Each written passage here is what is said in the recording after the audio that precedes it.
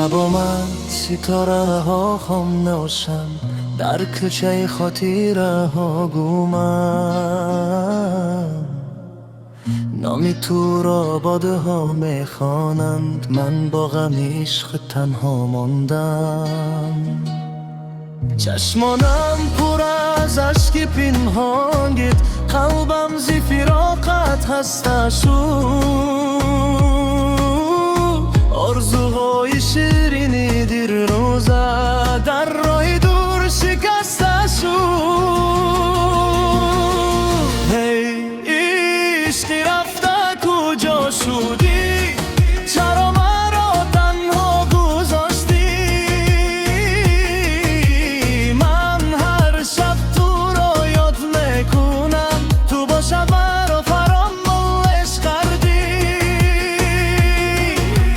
ای نوری دل بر نمیگردی، به تو جهان تاریک شده است. صدای خنده تو نست دیگر، باقی محبت خزان شده است.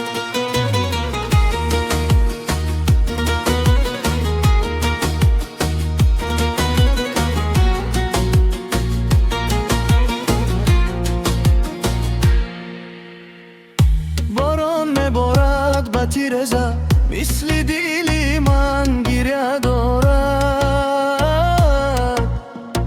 هر خطره اون قصه میگوید از عشقی که دیگر بر نمیگردد. من روی تو را نگاه کردم، تو شاید رمز بیایی باز، لیکن نصیب ما را جدا کرد، من در دل تنها یک آواز. اگر موز نامی مرا شنوی، یادی شبهای ما کن کمه. من همچنان تو را دوست می‌دارم، حتی اگر باشی دور از من. ای عشق رفته کجا شدی؟ چرا مرا تنها گذاشتی؟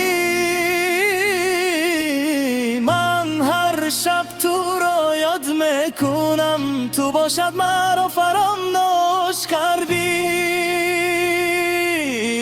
در آسمانی خاموش شبها نامی تو را میسرایم باز، تا آخر عمر در قلبی من میماند عشقی تو همچون راست.